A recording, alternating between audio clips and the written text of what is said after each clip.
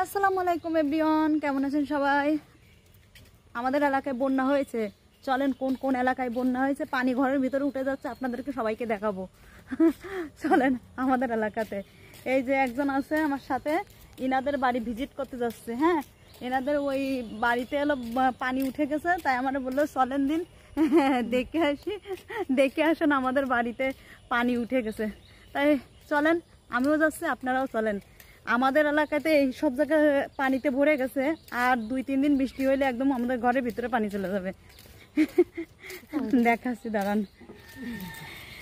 দেখেন পানি কোথায় চলে এসেছে, আমি জুম করে দেখুন রাস্তা, ওই যে রাস্তা, কিন্তু ওটা হলো রাস্তা দিয়ে পানি উঠে গেছে।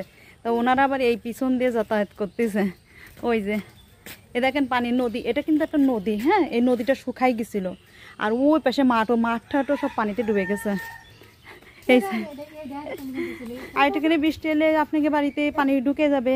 আর কে আমি কাদার মধ্যে পা দিছি রে, আরে কি পিঁপড়ে। এই দেখেন পানি করে চলে এসেছে, এই হলো ঘর ওনাদের। ঘর ওনাদের এই, আর পানি কোথায় চলে এসেছে দেখেন। এই হলো নদীর পানি, এদিকে চলে আসতেছে। ওই যে মাঠ ঘাট দেখেন, ওই মাঠ ভরে গেছে। আগের বার কিন্তু পাট বড় হয়েছিল, তারপরে ওই পাটের গুড়ায় গুড়ায় পানি ছিল। আর এবার কিন্তু দেখেন পানি কোন জায়গায় দেখেন, এরা হাঁস পুষছে এতগুলো। এ পিঁপড়ে আছে মনে হয় না, জানি কি, আমি তো পিঁপড়ে পরে পাড়া দিলেন, আমি দিলাম না।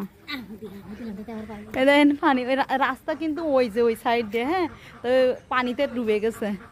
এখন এই বাড়ির পিছনের দিয়েতে আসা হচ্ছে, কি আর করা। সবাই আর কিছুদিন পরে দেখবেন ইনাদের এই যে এই পর্যন্ত পানি চলে আসবে, বুঝলেন?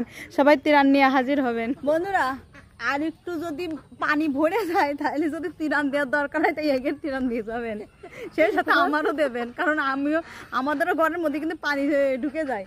আর এনাকে হাঁস আছে, হাঁসগুলো যদি নিতে চান তখন চলে আসবেন, কারণ পানিতে ডুবে গেলে তখন হাঁসগুলো পরে থাকবে। হাঁসের ডিম পেতে সব কাটায় না রে ভাই, কেন আমার একটা পার্টি লাগে তো মেলা দিন। আল্লাহ কি কয়, রুমাফু ওদের হাঁসের ঠিক মতো খাইতে দেয় না, ওকে হাঁসের হাঁসেই প্রতিদিন ডিম পারে।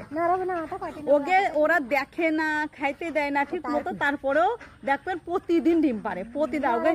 ওদের হাঁসের কোটায় দেখবেন ডিম আর ডিম আর ডিম, ওকে কুকুরেও খায় না, কোনো মানুষও নেয় না। ওই দেখবেন হাঁসের কুটারাম খালি থাকে, এরা আল্লাহ প্রদত্ত একটা আসে, দোয়া বলেন, আশীর্বাদ বলেন, যা বলেন। আর মানুষ যারা যত যত্ন করবেন, ছেলে পেলে হোক কি পশু পাখি হোক, যত যত্ন করবেন ততই দেখবেন সেই জিনিসটা তাড়াতাড়ি নষ্ট হয় বেশি। আর যা একদম ছেড়ে দিবেন আল্লাহর রাস্তায়, তা আল্লাহ দেখি রাখবে। এই জন্যই বেশি যত্ন করা উচিত না কোনো কিছুই। কি বলেন বন্ধুরা, ঠিক না? আমি ঠিক কইছি না বন্ধুরা?